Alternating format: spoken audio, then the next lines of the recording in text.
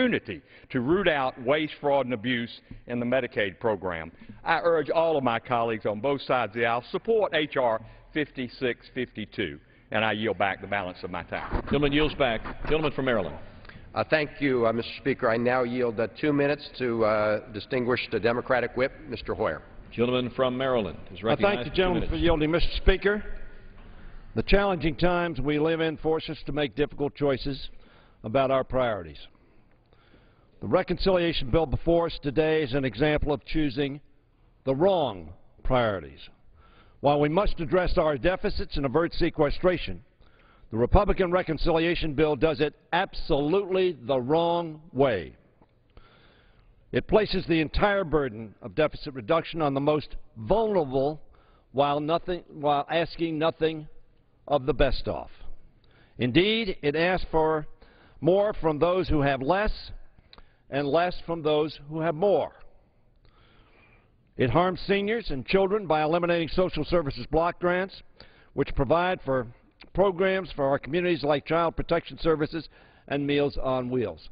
They say they're getting rid of fraud, waste, and abuse. I've heard that for 31 years, while they added $6.4 trillion to the deficit. It slashes food stamp funding by $33.2 billion.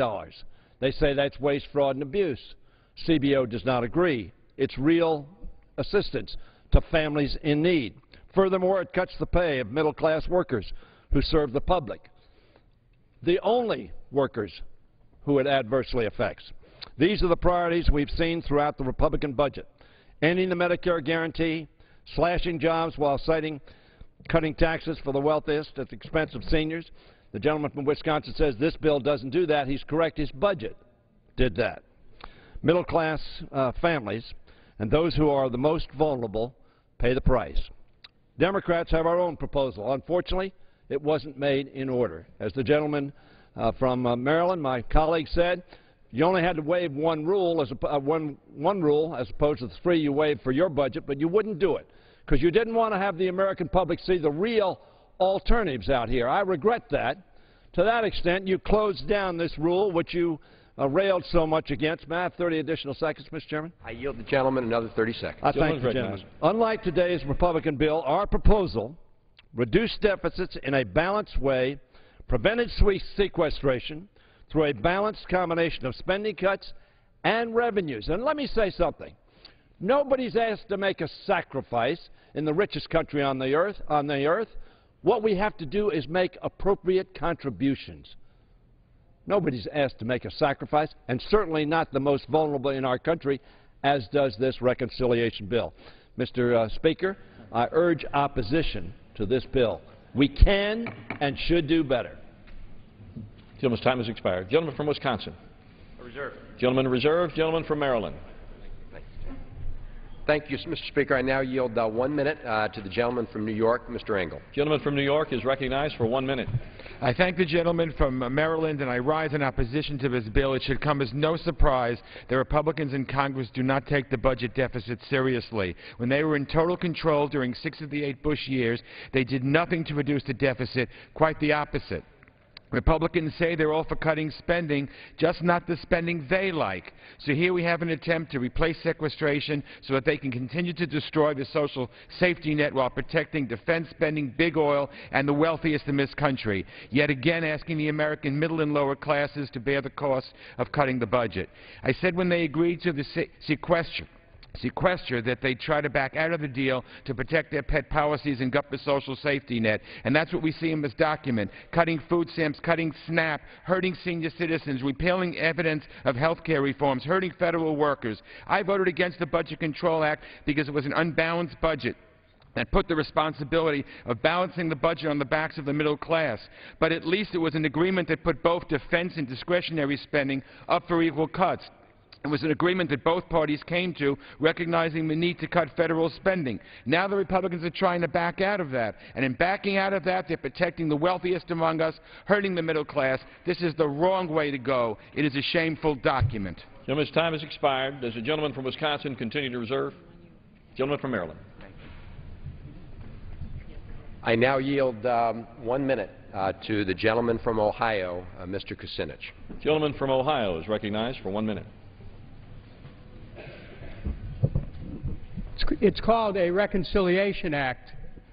But how do we reconcile more money for bombs while cutting money for bread? How do we reconcile our nations helping oil companies, arms merchants, war profiteers, while cutting assistance to low and moderate income families? My colleagues are worried about abuse of food stamps. I wish they would have additional concern and sympathy for the abuse of the middle class, for 10 million Americans out of work, for millions losing their homes, their retirement security. Let's look to where the real fraud is in our government. In wars based on lies, over trillions of dollars, billions of U.S. money lost or stolen in Afghanistan. Just in the last week, $80 million for a consulate which they're not even going to use, they're going to close. And we blame poor people using food stamps. The real deficit we're dealing with here is a moral deficit, and it's time that we face the truth. Expired. Gentleman from Maryland. Thank you, Mr. Speaker. I now yield 1 minute to Mr. Baca. Thank you very, thank you very much. California is recognized for 1 minute.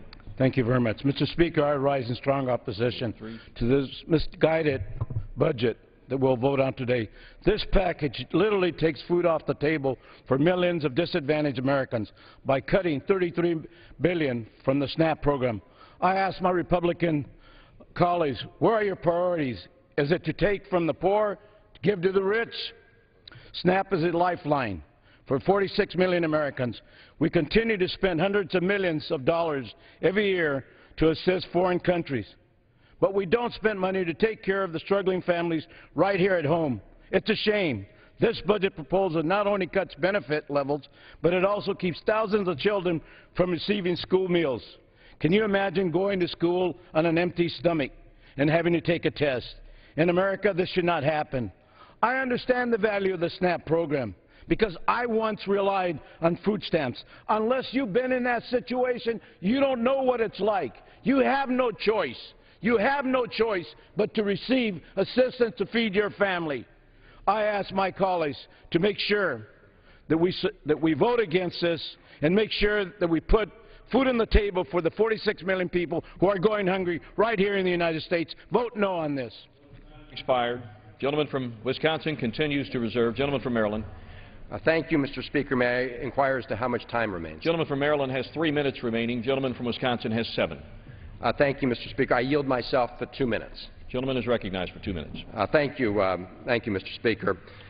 As we said at the beginning, there's no disagreement over the fact that we need to have a plan to reduce our deficit. The question has been how. And there's no dispute about whether we need to replace the sequester, the Meat Act cuts that will take place automatically January 1st. Again, the question is how. And the Republican approach, once again, asks nothing of people who are doing so well in this country. People are making over $1 million a year. And because they ask nothing of them, their budget hits everybody else. The figures we're talking about today, these are about real people. These are figures from the nonpartisan Congressional Budget Office as to the impact of their proposal. 300,000 kids will lose their health care coverage under CHIPS.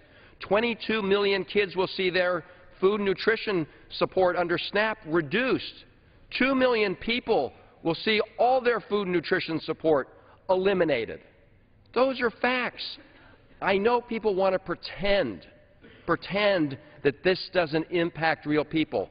That makes it easier to say we're not going to ask big oil companies to get rid of their subsidies if we can pretend that the cuts don't have an impact. But they do, and that's why every bipartisan group that's looked at this budget challenge has said we need a combination of cuts, and we did $1 trillion more, and we have cuts in our substitute, but you also need to get some revenue by closing some of these tax loopholes.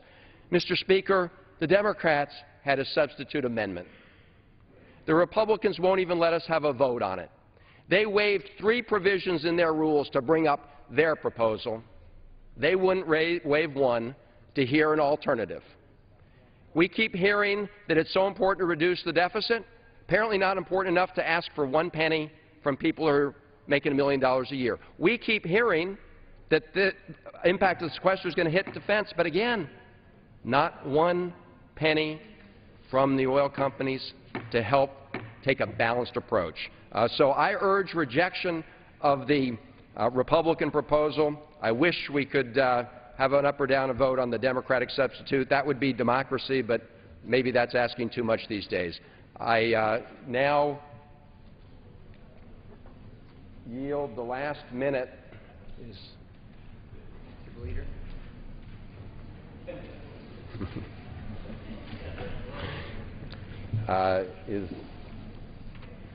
Okay.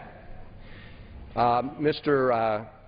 Speaker, I now yield 1 minute to a lady who has spent her life fighting for justice and trying to make sure that that is reflected in the budgets that we present to the American people, the distinguished Democratic leader, Ms. Pelosi. Gentlelady from California is recognized for 1 minute. Thank you, Mr. Speaker. I thank the gentleman for yielding. I want to call to the attention of all of our colleagues and those who follow the work of Congress the extraordinary contribution that Congressman and now Ranking Member Chris Van Hollen has made to this debate. He has led our members on the Democratic members on the Budget Committee in a way that reflects the values of our country, how we can meet the needs of our children, their health, their education, the economic security of their families. When people ask me what are the 3 most important issues facing the Congress, I always say the same thing: our children, our children, our children. And the issues that are addressed in the budget address the needs of our children, them directly, and the families in which they live. I watched with great pride the debate and the strong distinction that has been made between a values-based budget put forth by the Democrats and that supports a thriving middle class, and the Ryan Republican Tea Party budget that upholds millionaires over the middle class. We're here today because the Republicans in the House have decided over and over again to walk away from bipartisan, bicameral agreement that we reached to avert economic crisis and to reduce our deficit and to honor the full faith and credit of the United States of America. They're walking away from and punishing the middle class because they refuse to close even 1 special interest tax loophole to reduce our deficit. They're putting big oil and millionaires ahead of America's middle-income families. In recent weeks, House Republicans have voted twice, not once, but twice. Here we go again, in the words of a great Republican president-to-be, who voted twice to pass a budget that gives massive tax breaks to the wealthiest Americans while ending the Medicare guarantee and increasing cost for seniors in the meantime. That is an absolute fact. Today, Republicans are voting to begin implementing their out-of-touch budget. Middle-class people, seniors, women, and children will pay the price. Consider these few things. I know that the members of the committee have made the case, but I just want to focus on a few things that affect people very directly in their lives. This Republican Ryan Tea Party budget will assault women's health by eliminating the prevention fund. 326,000 women would not get the breast cancer screening they are slated to receive next year. 248,000 women would not get the cervical cancer screenings they are slated to receive next year. Those are big numbers, but every individual case is important to the families that those women live in. So the numbers are staggering, but the specific cases are what is important, and this is hundreds of thousands. It would harm children, this budget, and seniors, literally taking food out of the mouths of babies, as nearly 300,000 children would lose free or reduced cost school meals. 300,000 kids. Wait a minute, we're going to give a $400,000 tax cut to people making over $1 million a year, and we're going to take food from 300,000 children to do that. 1.7 million seniors would lose Meals on Wheels. People are familiar with that in their neighborhoods, in their communities, and other services. Put Wall Street ahead of the middle class and working families by weakening the Consumer Financial Protection Bureau. In the Wall Street Reform Bill, we not only had the biggest changes in regulations so that the recklessness on Wall Street would no longer cause joblessness on Main Street. The recklessness of some, I don't paint everyone with the same brush, the recklessness of some on Wall Street would not create, again, massive joblessness on Main Street. And in that same legislation, and they were the biggest regulation changes in a long time, decades. But the biggest change in history was in the Consumer Financial Protection Bureau. This budget weakens consumer protection. That's just not right. So here we are again with the Republican budget, to name a few. In contrast to this draconian Republican bill, Democrats are fighting for a balanced approach, creates jobs, expands opportunity, reduces the deficit, protects the health and economic security of America's families. It honors the entrepreneurial spirit of America. Republicans are focused on obstruction rather than solutions. Americans have rejected Republican obstructionism and made it clear over and over again we must work together to find solutions. Because this legislation will have a devastating impact, it's opposed by numerous organizations from Easter Seals to National Women's Law Center to the U.S. Conference of Catholic Bishops and Voices for America's Children. As the Obama administration wrote in expressing their strong opposition to this bill, the bill's unbalanced provisions failed the test of fairness and shared responsibility. At the same time as the House is advancing tax cuts that benefit the most fortunate Americans, this legislation would impose deep budget cuts that cost jobs, hurt the middle class, and vulnerable Americans, especially seniors, veterans, and children. Mr. Speaker, instead of the slash and burn approach, let's come together in a bipartisan way, in a balanced way, to cut our deficit by growing the economy, creating growth, creating jobs, bringing in revenue to reduce the deficit, to make the priority choices that reflect the values of our country, the values of fairness and opportunity, of sustaining a thriving middle class, for the middle class and all who aspire to it.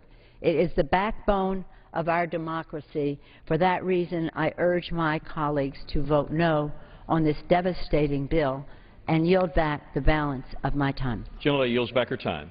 Gentleman from Wisconsin. Mr. Speaker, I yield myself the remainder of the time. Gentleman is recognized. First off, Mr. Speaker, let me thank those 6 committees that contributed to making this possible. Over 60% of the federal budget is in a category of spending we call mandatory spending. It's a budget term of art that means that part of spending is on autopilot, and Congress does not address or oversee or set the levels of that spending in any given year. Congress does address what we call discretionary spending. That's government agency budgets, about 39% of the budget every single year. The last time Congress actually looked at this 60% of spending on autopilot for savings was 2005. It's important that we make sure that we're scrutinizing how we're spending hard-earned taxpayer dollars. And it's a shame that we haven't revisited this category of spending since 2005. We're doing that here. Now, the President the Secretary of Defense, the Speaker of the House, the Minority Leader of the House, they've all said that this sequester is a mistake. It's bad. It's going to hurt. Not only does it hollow out defense, according to the Defense Secretary, but it also creates an 8% across-the-board cut to domestic discretionary spending, like National Institutes of the Health. And we think we should prevent that on a bipartisan basis. We think we should prevent that. That's what we're doing. This is the only plan that says prevent that from happening, and here's how you pay for it. Here's our plan to stop that from happening, this event that everybody says should be stopped. Now, when we take a look at what this package does, I think we want to look at, is our government working the way it ought to be? And in particular, we're hearing lots of comments about how this hurts people, how this hurts the poor. Let's take a look at our poverty-fighting efforts. And should we measure our poverty-fighting efforts based on inputs or based on outcomes? Should we measure our poverty-fighting efforts based on how much money we're spending and how many programs we're creating? Or should we think about how many people are we getting out of poverty? Here's the problem. These efforts aren't working. 1 out of 6 Americans today are in poverty. We have the highest poverty rates we've had in a generation. These programs aren't working. Let's fix them. Let's pass reforms that instead increase the poverty rate, which is happening these days, and get people back into lives of self-sufficiency. Let's go back to the American idea of an opportunity society with a safety net that doesn't keep people in poverty but gets people out of poverty onto lives of self-sufficiency. And we're not going to be able to achieve that if we don't grow our economy. We're not going to be able to achieve that if we don't have more opportunities in society so that people who are on the bottom rung of the economic ladder can climb up and out. We shouldn't be defining success as how many people we have on these benefit programs. We should be defining success as to how many people we are graduating from these benefit programs into lives of self-sufficiency, into jobs. That's the American idea. And so when you take a look at whether these programs are working well or not, we need to reform them. We haven't touched these programs for decades. Food stamps. We've gone from 17 million people to 45 million people in a decade. A 270% spending increase. $1.8 billion in overpayments last year alone. We're just saying you need to qualify for the benefit to get the benefit. Medicaid. If we think this is such a success, then why are half the doctors filling out surveys saying they're not going to take any new Medicaid patients? If this program's working so well, then why was $15.8 billion in overpayments made just last year? Does this devastate Medicaid? Instead of increasing Medicaid by 125% over the next decade, this proposal increases it by 123% over the next decade. Hardly draconian. What we're saying is we need to make these programs work to achieve their intended results. Give states more flexibility to customize their benefits to meet the needs of the people in their states. That's what these Medicaid reforms are all about.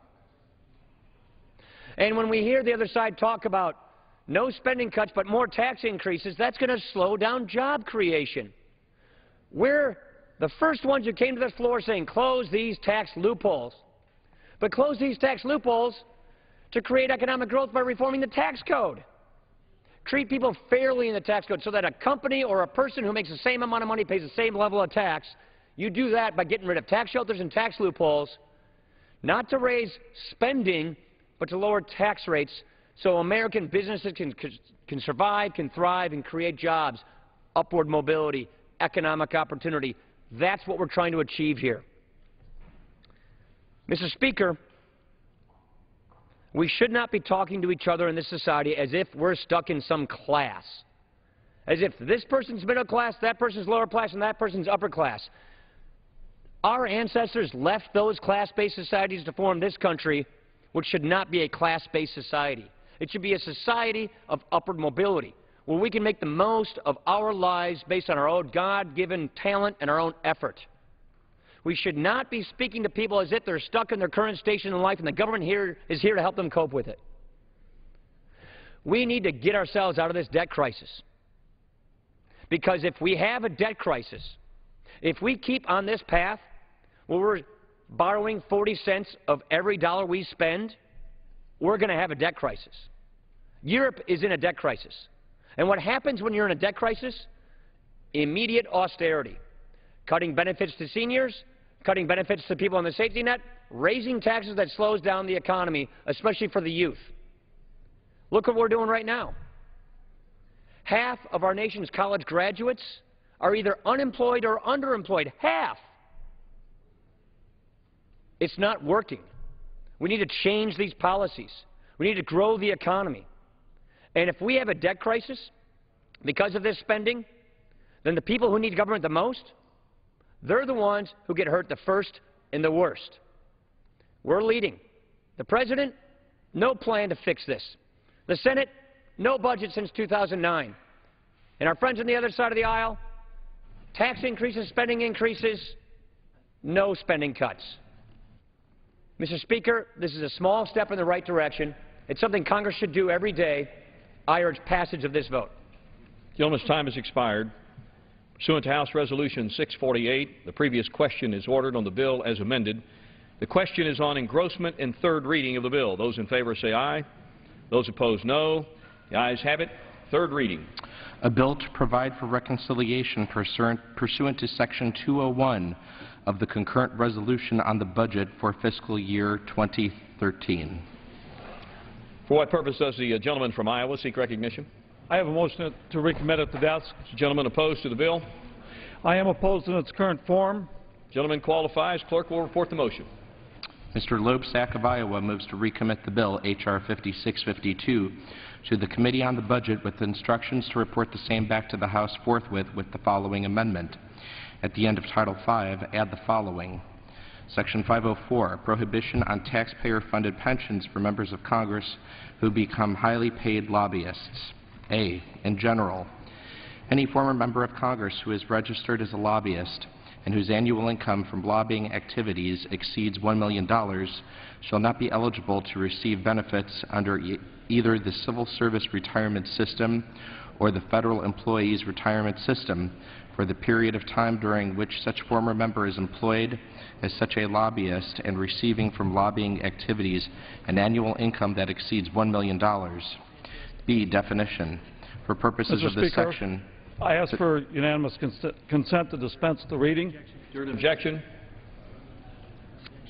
Without objection, the reading is dispensed with. There's an objection. Clerk will continue to read.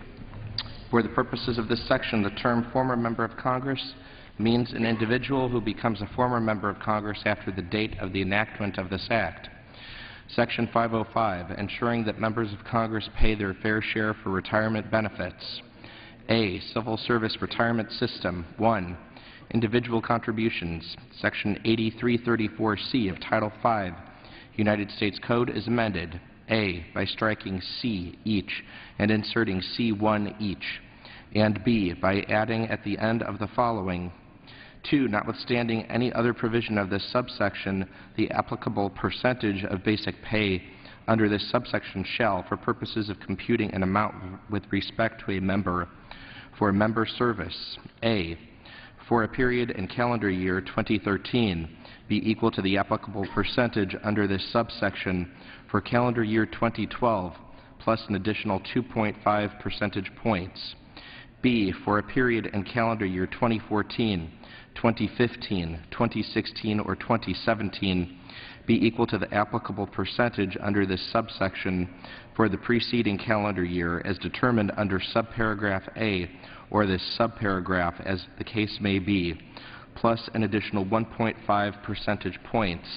And C, for a period in any calendar year after 2017 be equal to the applicable percent age under this subsection for calendar year 2017 as determined under subparagraph B.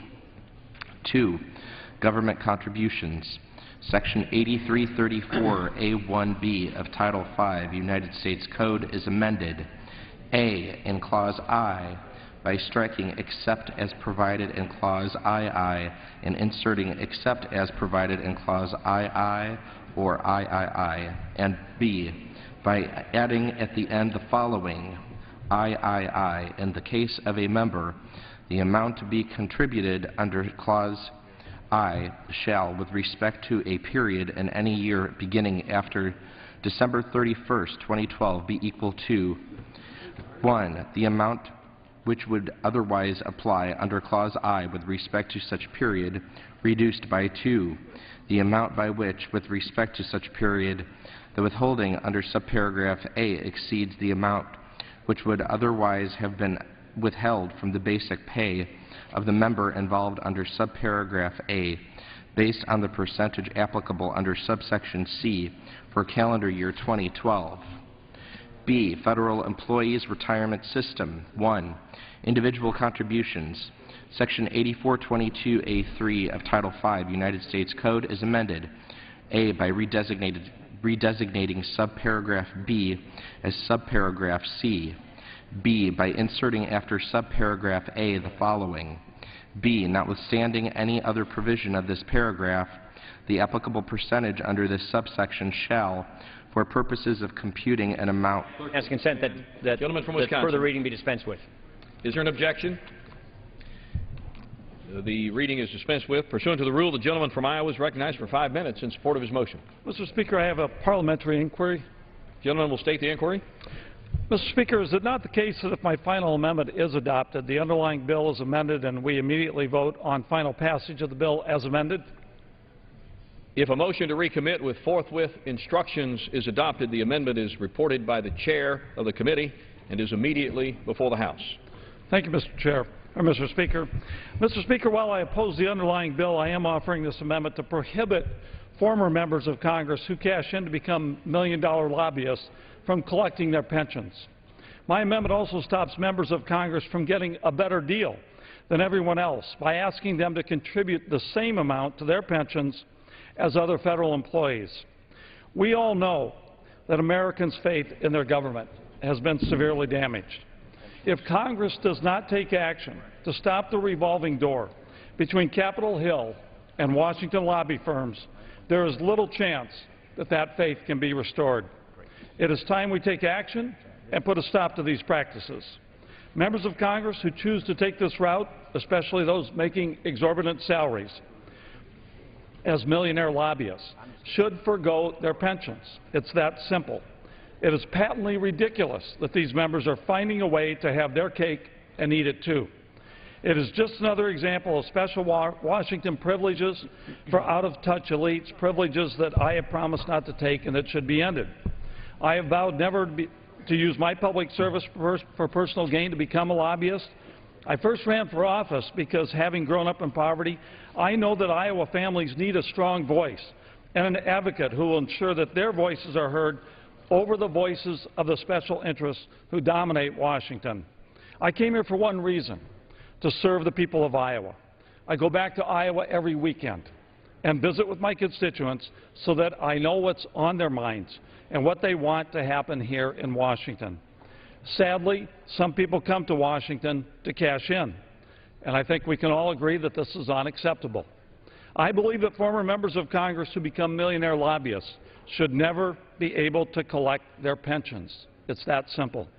My final amendment would make sure that millionaire lobbyists aren't using their status as former members to line their pockets at the expense of middle-class Americans. In these tough economic times, we have had to make difficult choices in order to improve our nation's fiscal status.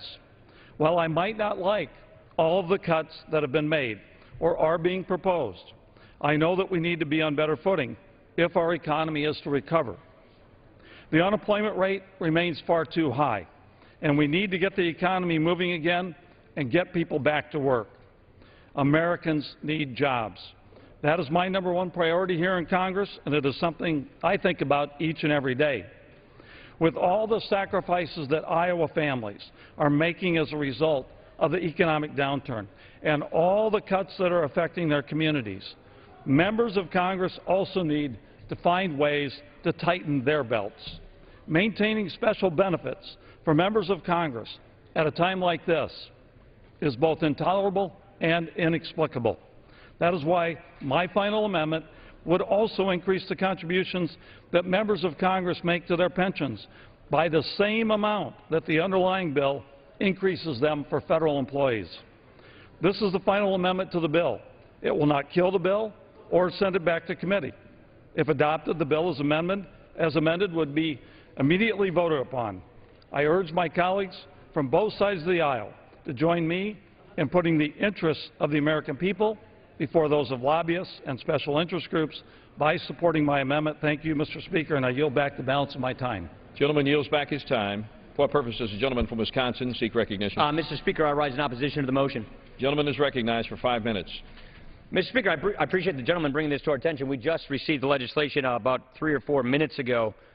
A couple observations I would make. Number one, I think this is an intriguing policy with respect to the members who become lobbyists and denying them pensions. I think the gentleman should introduce legislation and send it to committee like legislation should be passed, and we should give it proper review instead of springing it at the last minute. Second point I would make is an area where we completely agree, which is members of Congress should bear even higher burden than we're asking other federal employees. This bill does that. The underlying bill does that. The underlying bill says, in addition to federal employees going from paying 0.8% to their pension, they go to 5.8% from their paycheck to contribute to their pension so that they pay half of their pension benefits as is required through most private sector arrangements. Members of Congress will pay 9.8% to their pension under this bill. So this bill has an 8.5% pay cut to members of Congress and only a 5% pay cut to all other federal employees. So we are already incorporating the idea, which we agree with, that members of Congress, in order to exercise moral authority, they're the ones who should take the biggest pay cut and have the biggest pension contribution relative to everybody else. That's why we have it in this bill already. So while I understand the gentleman's interest, I appreciate it. It's something that we're already accommodating in this bill, and as a result, I would urge a no vote. And with that, I yield back the balance of my time. The gentleman yields back his time. Without objection, the previous question is ordered on the motion to recommit. Question is on the motion. Those in favor say aye. Those opposed, no. Opinion of the chair, the noes have it. The motion is not agreed to. Gentleman from Iowa. Yeah, I ask for a recorded vote, Mr. Speaker. The yeas and nays. The gentleman asks for yeas and nays. Yes. The yeas and nays are requested. Those favoring a vote by the yeas and nays will rise. A sufficient number having risen, the yeas and nays are ordered. Members will record their votes by electronic device. Pursuant to Clause 9 of Rule 20, the chair will reduce to 5 minutes the minimum time for any electronic vote on the question of passage. 15, right? This is a 15-minute vote.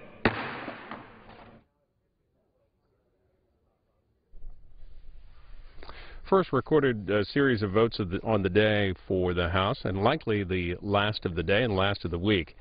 For the past couple of hours, they've had under consideration the Budget Sequester Reconciliation Bill, a bill that replaces $98 billion in automatic defense cuts and social programs with different cuts. And we spoke to a Capitol Hill reporter about some further details on the legislation. The House on Thursday is expected to take up 2 measures aiming to avert a sequester of defense funds. We're joined by Kathleen Hunter with Bloomberg News, joining us from Capitol Hill. Remind us again what the sequester would do, and what are the goals of these 2 pieces of legislation? Well, the sequester is a mechanism that was put in place last year in August when Congress passed legislation raising the debt ceiling. As a condition of that, they agreed to put in place some automatic cuts to programs starting in January of 2013. So what's going to happen this week in the House, as you mentioned, they're going to vote on legislation that would essentially replace the automatic across-the-board cuts with some more targeted cuts that represent what Republicans would rather see cut. It would spare defense, essentially, and put cuts into other places. Well, both the House Democrats and Republicans last year agreed on and voted on this sequester, so why are they attempting to avert it now? Well, part of the problem is that last year when they agreed to the sequester, they actually were hoping that the super committee would come up with a broader deficit reduction package that would help avert the sequester. The sequester was supposed to kind of be this knife that was hanging over Congress, trying to get them to come to a larger deficit reduction agreement. That didn't happen, so now the sequester is set to go into place, and a lot of folks think that if there is legislation that's passed to avert the sequester, that may not actually occur until after the election. How much money are the measures going to raise, and what's going to be cut? What's being cut in order to save the defense funds? Well, a lot of the replacement to the defense cuts that's been proposed by House Republicans, and this all kind of stems from the Paul Ryan budget that that the House of Representatives passed earlier this spring. It would take aim at things like food stamps and some different block grant programs for social services, those types of things, looking to put cuts in programs that Republicans say are either have, wasteful spending in them now or are redundant, and then use that to sort of keep the cuts to the defense programs from happening. What are opponents likely to say in debate in the House, and are they planning to offer an alternate plan? Well, the Democrats are pretty dead set against the Republican proposal, and they say that, this is hurting some of society's poorest people, that, food stamp recipients, older people, putting their benefits on the chopping block isn't the right way to do deficit reduction. And so, we would expect to see, Democrats put up alternatives to what the House Republicans are proposing. What are the prospects in the Senate if it passes the House? Well, the prospects in the Senate are less than not good. Basically, the House is the only one right now that's moving ahead. The House is the only chamber right now that's moving ahead with legislation to avoid the sequester. There's been some discussion of it in the Senate by Republicans mostly, but Republicans in the Senate are in the minority and don't have power to bring things to the floor. So right now, this is basically a House-centered endeavor. Joining us from Capitol Hill, Kathleen Hunter with Bloomberg News. Thanks for the update. Thanks so much. And the House has wrapped up debate on that bill today, 2 hours of debate. And here they're voting on the Democratic motion to recommit made by Dave Loebsack of Iowa, which would preclude former members of Congress who become registered lobbyists with salaries above $1 million from receiving retirement benefits from the civil service. This is a 15-minute vote. We're opening up our phone lines. You've seen the numbers on the screen. We want to get your reaction to the budget debate here in the House and more broadly with the pending and looming cuts in early 2013. The numbers, Democrats, it's 202-585-3885. Republicans, 202-585-3886. Independents, your line, 202-585-3887.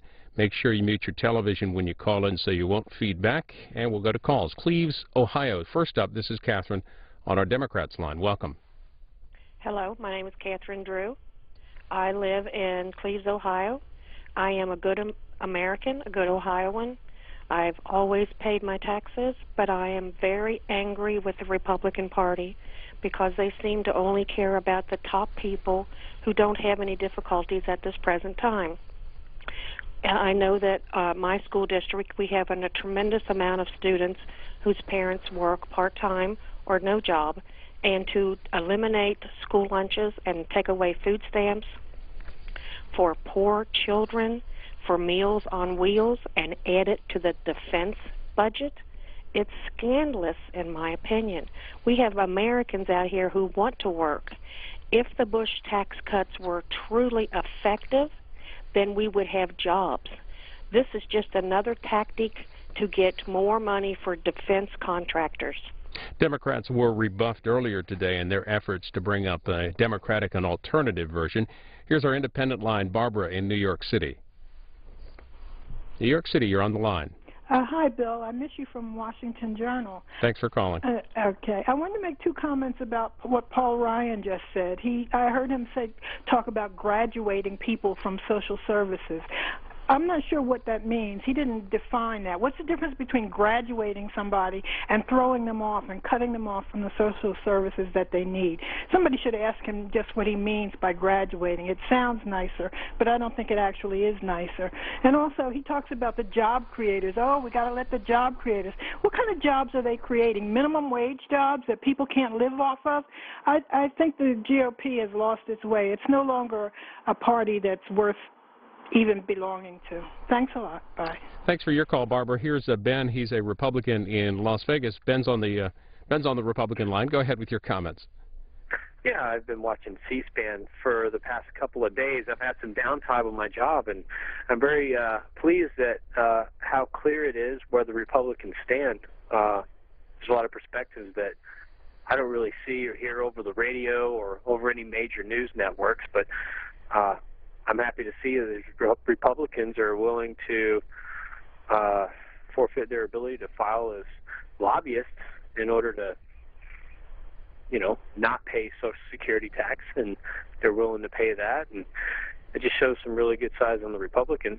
It's good to have C-SPAN on television live. Well, appreciate you calling in as well, Ben. The House right now voting on the motion to recommit, a last chance, a Democratic effort to change the bill before final passage. Again, the legislation would replace $98 billion in the automatic cuts from defense and social programs that were part of the Sequester deal, the budget deal, the debt deal made last year to cut $1.2 trillion in the debt ceiling increase, to offset the debt ceiling increase. Remember last year when the super committee failed to reach agreement on cuts, the Sequester went into effect, so it automatically cuts $98 billion from defense and social programs unless Congress passes other cuts. And the 6 House committees came up with the alternative cuts. That's what they've been working on today. Here's James in Atlanta, Democrats line. Hi. Hello. James, you're on the air. Go ahead.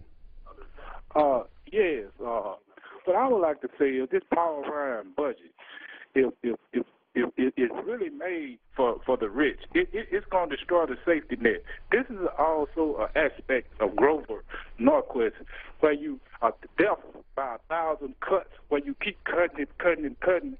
It'll slowly bleed and wither on the vine. Also, this pledge, I would like to see a Democrat bring up this pledge that they have took to Grover Norquist, because to me it seems like this should be a violation that you can take 2 oaths, that you cannot have 2 masters. And Mitt Romney, we need to start discussing the Mormon religion a little bit more in things, because this budget, it seems to me that the Mormons say they help people, but this budget is really going to hurt a whole lot of people. Thank you. In the debate in the Rules and the Budget Committee, Budget Chairman Paul Ryan argued in favor of cutting spending to replace the sequester rather than raising taxes. Port Charlotte, Florida. Dawn is an independent there. Florida, hello. Hello. Hi there, you're on the air. Hi, I just want to say I'm from a poor county down in Florida, and I work with the elderly. I'm a nurse, and a lot of my elderly patients depend on food stamps and Medicaid, and they're already hungry. I mean, they come into the hospital and you review their diet. They're already hungry. If they take away some of these social services, these people are just going to go out without electricity when it's 90 down here. Also, the kids down here, most of them, a lot of them, the only meal they get is that free lunch at school. There's already a lot of hungry people. This is too much of a cut. They need to go back to defense and start over. You can't eat your guns. The Washington Post reports the package would cut $36 billion from the food stamp program by reducing benefits to recipients and tightening eligibility. They also report it would cut Medicaid by $22.7 billion and eliminate a new fund devoted to preventative care that was established in the health care reform law of 2010. Still in Florida, this is Jacksonville next. Republican line. Hi to Joshua. Yes. You're on. Hey, thanks for taking my call. Based off the reactions that I've recently heard, I'm stunned on hearing folks saying that we need to continue to spend on social programs when, in fact, we haven't really provided the opportunities for those underprivileged for decades now. We just keep on spending spending and spending and spending. We never really took it seriously to cut these programs, to balance it all out, and I think this bill offers that. And with of course, with military cuts, I believe it's reasonable, especially since we are technically on the verge of going into a war with some other countries, but this time it might be bigger, and which Obama could use in his second term, if he gets reelected, that is, to kind of do an FDR thing with World War II, if you get what I'm saying. I know this sounds more like a prophecy, if you will, but yeah, that's my reaction. Thank you for taking my comment. Let's hear from our Democrats line. Perry is in St. Louis. Perry in St. Louis.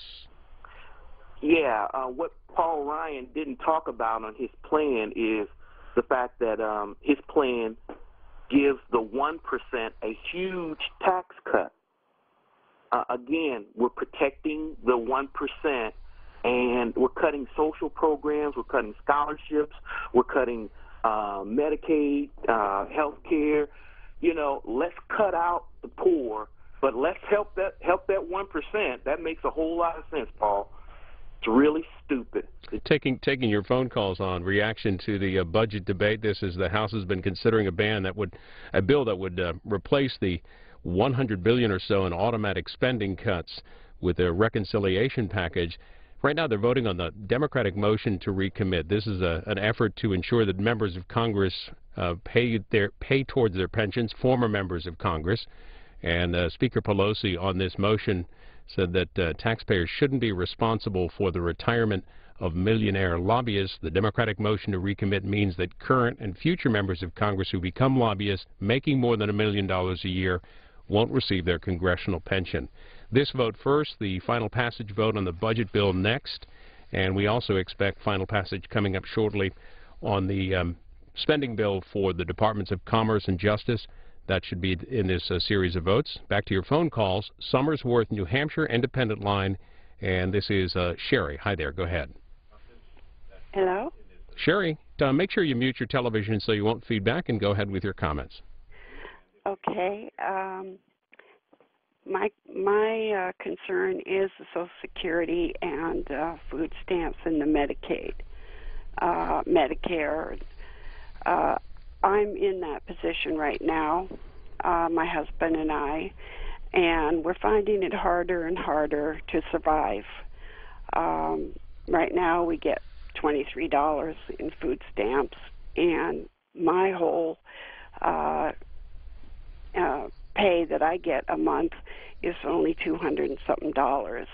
Well, that $23 in food stamps, is that per week? Month. Per month. That's per month.